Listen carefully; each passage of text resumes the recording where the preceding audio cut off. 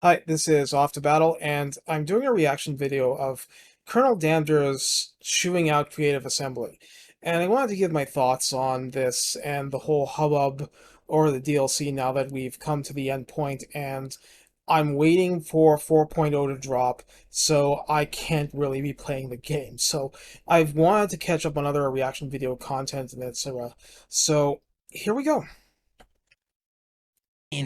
So, Shadows of Change is launching in a few short hours, and that means that I'm finally allowed to give you my actual opinions on this latest piece of DLC, Yay. Total War Warhammer 3. So is the new content fun, engaging, and most importantly, is it worth £20? No, it's not. So to be fair, first I'm going to go through the content one faction at a time, and then afterwards we'll come to the price. So I'm going to go through this a bit. I had to redo this, so this is my second time going through some of this. And let's go over some of his points. The literal only way to lose this campaign is if all of your cults are discovered and destroyed by the settlement owner, and you pretty much have to try and do this. Otherwise, settlements can be razed to the ground and somehow your cult remains. Do I care? Not even slightly. Hey, when I was playing Luther Harkon back in Warhammer 2, I had all sorts of Vampire Coast pirate coves raised along with a settlement because the lizardmen came and were just like, we think there's a cove here. Let's just destroy everything. Purify the land. It was a very lizardman thing. Okay. Overall, the Siege part of the DLC really hit the mark for me. It's both fun and extremely overpowered. If you ask me, this is probably the most overpowered faction to be added to the game since Taurox, and we all know how overpowered he was on launch, so expect some nerfs. Yeah, some nerfs.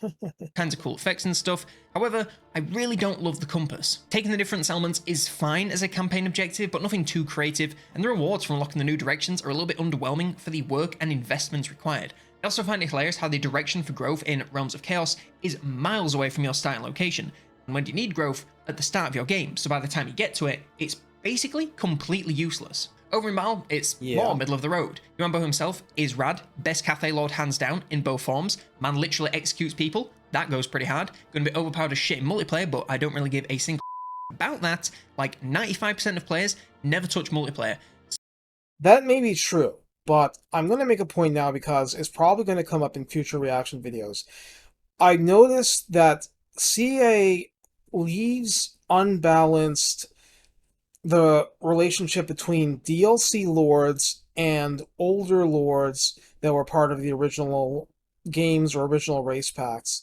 And therefore, if you want to have a really powerful race of that kind in multiplayer, you have to buy this or that DLC. I don't think that it's unintentional.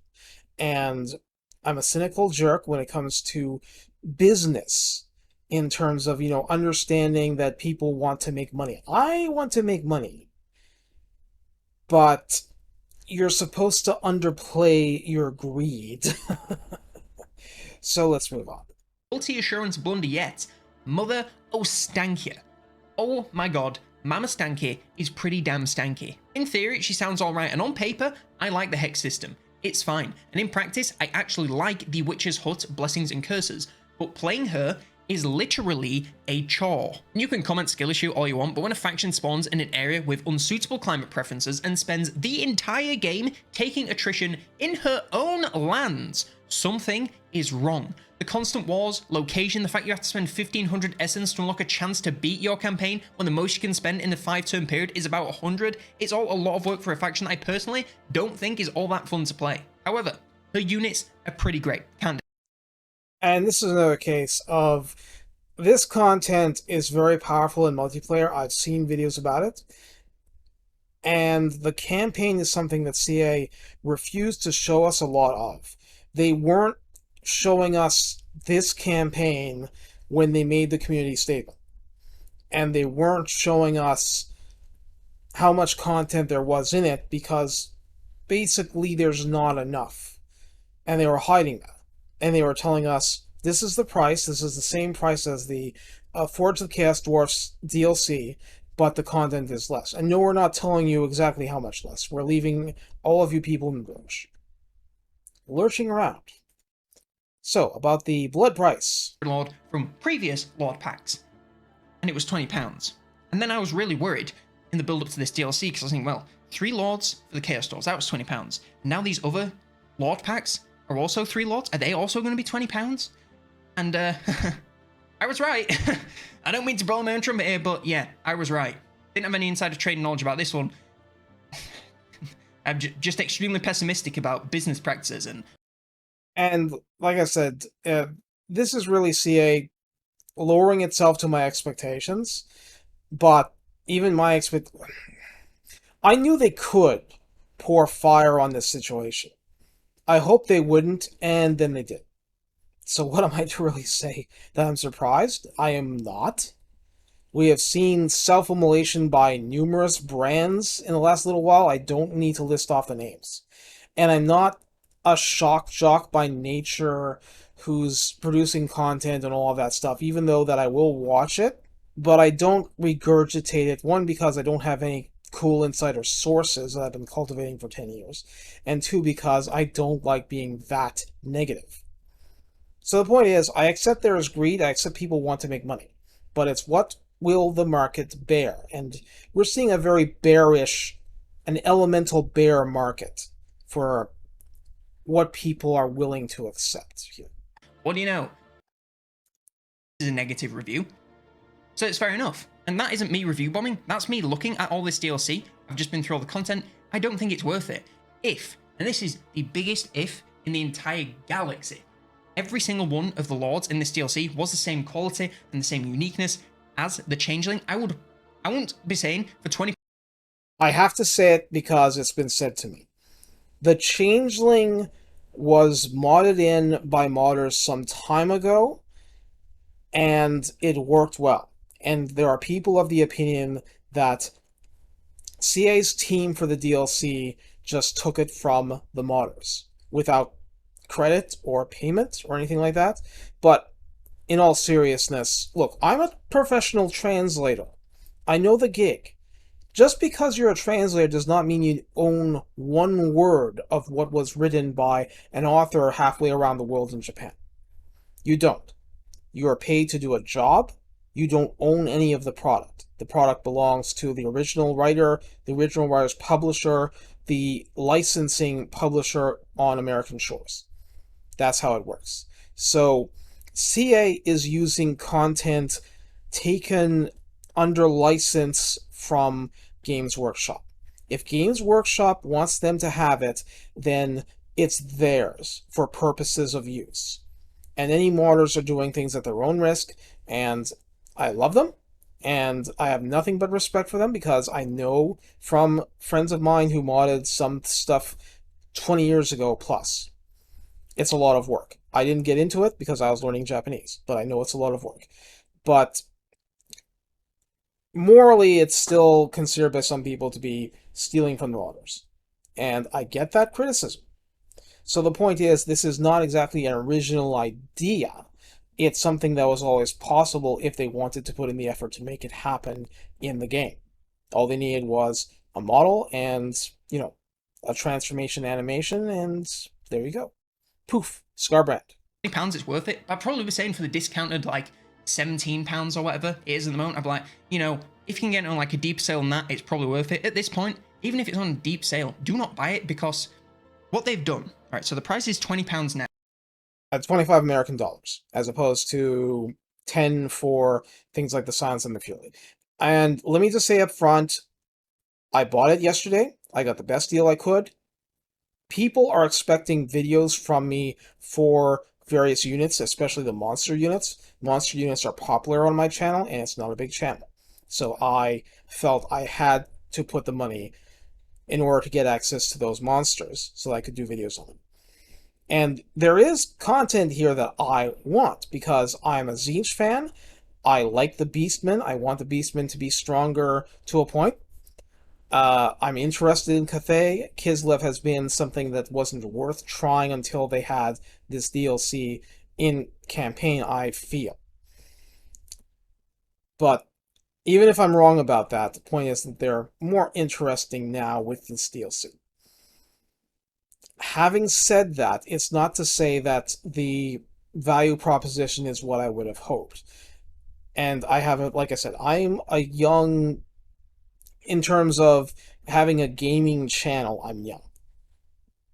I'm more middle-aged for everything else. But the point is, I needed to pay for this. I'm not somebody part of a content creator program because I'm too new. And I didn't have much of a choice. I had specific need for this DLC. For everybody else, it's tough to justify. I understand that. And people may be buying it anyway, but they find it a difficult value proposition. Now, if it goes in a deep 50% sale, you know what's still more expensive than? Previous DLCs at full price. Lord packs were £8. And, oh, this is my favourite part. So, Lord packs were £8. You got 2 Lords, yeah? And then you got 1 Lord free. Free LC that everyone in the community got. So, £8 for 2 Lords, basically paying for the 3 Lords. But even if you didn't want to pay for the extra 2 Lords, you got that other one for free. Sometimes you're missing features like Dryker, you wouldn't have all the units, but it was a free Lord. That free Lord has now been added to the paid content, and the price has almost tripled. And in return, we get Legendary Hero, CA's favourite new invention. We get some Tzeentch, and fair enough, he's pretty powerful, I won't deny that, but that's it. Tzeentch needed a melee hero, by the way. It's just the way it is. That is not the equivalent of a faction. It's disgusting. I'm sure you can tell how fucking fired up I am. I'm like 2 points into my script here because I just keep going on tangents because of how disgusted I am with the business practices. So best case scenario, this DLC has 1 Lord I actually say I really enjoy, 1 Lord I don't really care about, and 1 I actively dislike. So, do you want to pay £20 for a single Lord with a handful of units? And don't say yes, even ironically, because that'll give them ideas. And this price has literally nothing to do with production costs. They're not hiring a bunch of people, not paying them great wages, and they are not, well, the people are slaving away on the game. But it's the same people that it's always been, for the same that it's always been, maybe gone up like 2% to meet the inflation minimum requirements that businesses have to keep up with. Almost certainly it's the same people that have been overworked the entire time, been there the whole time, forced them to add more content. I'll just say that I'll gloss over a bit of this because we understand what he's getting at. It's the company acting like a bunch of hyenas. Yeah. Content into this already broken. Alright, let's fast forward a bit. This is a long section. The price of future DLCs moving forward, own up to their mistake. 2, they increase the price of future DLCs to make up for any lost cash that they got with this one. Or 3, they just halt all development of Warhammer 3 because it's clearly no longer profitable. That's... yeah, I addressed it myself, but, I mean, come on. This is not their side hustle. This is their main gig. Everything else is leeching money from this here, right now. And they're in trouble if they don't make more money, not in terms of Warhammer 3, because most of that is already sunk cost, and they have a skeleton crew doing DLC. It's that they're using that to finance a lot of the rest of the company, which has been expanding in this direction, this direction, this direction, you know, stuff. We know that it's in the financials. Sega has been talking about it. Sega financials are funny. I looked at Sega financials years ago and saw this gigantic goodwill figure in it, and I basically said, oh wow, that's like completely unrealistic. Goodwill is not money in your pocket. If they can't get enough cash, they'll have to sell the company or partner with somebody. So it became Sega Sammy. Financials can tell you a lot if you know what you're looking for. If you judges, he has seen his community set on fire. I think they've worked on Chaos so long that they're starting to become a bit corrupted. Like, what level of troglodyte do you have to be to think that threatening your core audience with killing your cash cow is a good idea, you right? So let's put it this way. Who pays for the DLC? Who pays for all the content? The audience. So, that money is used by the company to, pay all the shareholders first, and then any scraps get passed down to pay for their costs or whatever, Well, it's reinvested in stuff that may or may not make money. Believe me, and I still want to like the game, and just look at my channel. It basically relies on the damn game to keep afloat. And I'm in the same boat for that right now. I really want this to succeed, but I have to worry about if it's not. But we'll see. We will see. And in the meantime, I'll make monster videos. I've literally stayed up playing this game, playing Warhammer 2, Vortex campaigns and Mortal Empires and now Immortal Empires. I've literally stayed up playing like all night because going to bed made me feel like I was going to have a panic attack. I've played the game until I was so exhausted that... And I'm gonna fast forward, but I want to take a moment to say that I understand where it's coming from because various people have talked about various games as things that have helped them through dark periods of their lives. And I really feel that. And that's the sort of connection that video games can create with people, with the people that are playing very rich, content rich, information rich, interactive experiences. And they become like friends. You don't want to break up with an old friend. You really don't. Sometimes it becomes necessary, but you don't like it. the only thing I could do was fall asleep the moment I hit the pillow. Live up to their expectations, they are incredibly harsh in criticizing it. And this right here, this game series that I loved for so long, that I was a massive fan of for so long, it's not living up to the expectations of me and the rest of the community. And it's also that specifically, and I just glossed over certain points just to save time, but he's not just been burned as a fan, he's been burned as a YouTuber. The putting out a statement really close to when the embargoes were going to drop, but well, basically so close to the embargo dropping that they had absolutely no chance to release a video on it right away, and just damaging the relationships that they were trying to have. These people are basically unpaid marketers for CIA. CIA should be treating them like the geese laying golden eggs, and somehow that's not happening. And it's happened basically twice, once with that statement and another with the way that they've put out the patch notes. They say that they want to give people more lead time before the embargoes on the main patch drops, but it's still a very rough process. Fix the game, and this brings me to my second point. The game is up. It's been buggy since launch, and it's just honestly made things even worse. The IE beta did nothing. We gave them loads of feedback. They ignored most of it, and every new patch brings drastic bugs that break the game and sometimes entire factions, like the Nakai Croc score thing. Yeah, that's a very, very valid criticism. Very. Been broken since 3.1. The damsels have been broken since 3.1 when they were added. If you add something and it's already broken, wow. Yeah. It's fine. We don't expect the game to be perfectly polished, but it has to be better than this. But I'm pretty sure Baldur's Gate players reported that translation voice actors were not in the credits, and Larian requested a list so that they could get a hotfix out ASAP. I've been watching some videos about older video games, and uncredited voice acting was something that came up repeatedly, especially in the context of Konami. And it was a thing. So it's good for people to get credit.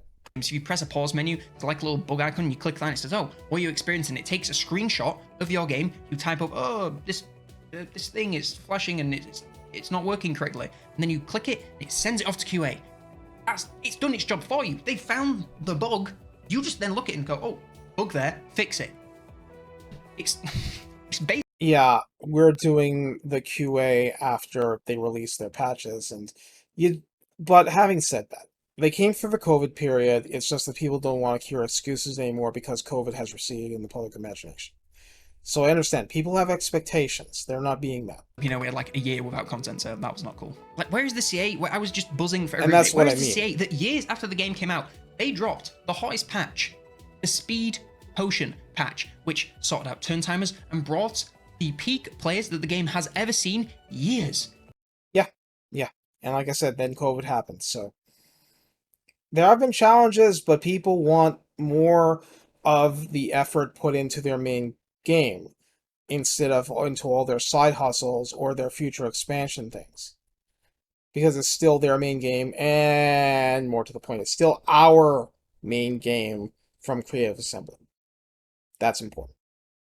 Play Dave the Diver and run your own sushi restaurant / scuba diving fishing business. Play Dredge on sail and do some boat fishing whilst navigating Lovecraftian mystery. Snap your mouse in half playing Blasphemous in a Souls-like Metroidvania with a rad setting. Or just go on Steam and have a look at any number of the plenty of games out there that are far better than this DLC and much more worth the price. Oh, complete side note by the way, I've made a Steam curator page where I'm going to review basically everything that I play, both on the channel and off it. So if you want super short reviews from this guy, then check it out. Yeah, that's the sort of thing I wanted to do more of. So we'll see. We'll see. I'm like I said, I'm fitting this in because 4.0 is coming, and there's no point playing the game anymore until it drops in a few short hours, shorter than when this video came out. So the bottom line is that I'm here to respect his anger. I'm not angry. I'm disappointed, and I'm hoping that people come to certain realizations in the future and tweak their business approaches, not their practices, but what they're doing right now. Because we're not on a good path, and it just will be better if people find ways to not set their community on fire. I mean, the community catching fire is good. The community being set on fire in outrage is less good. And there are people who think that, well, there's a lot of attention being paid, people are going to flock to this DLC. But you're doing brand damage. And hopefully you can do less brand damage going forward, and we can actually have some sort of amicable uh, coming back together party. But we'll see, because I'm not a person who likes huge tons of negativity. There's lots of that in the world. I don't need it in my personal life. But we'll see what happens, because I understand people want to make money. I want to make money. But along the way, you have to do it with a smile. Because if you look like a greedy jerk, people will treat you like one. You need to be a greedy jerk while smiling and not looking it. And somehow they're not getting that right. But I'm here not to be a jerk. I'm here to be supportive of the community and of the fan base and of everybody who wants this to succeed but is concerned, because I don't want to see it fail, because I have my channel sort of riding this as far as it can go. And I haven't found my own new gig, but neither has Creative Assembly. So we'll see how it goes. Take care, have fun, whether it's with this or something else, but take care, everybody, and we'll see you next time.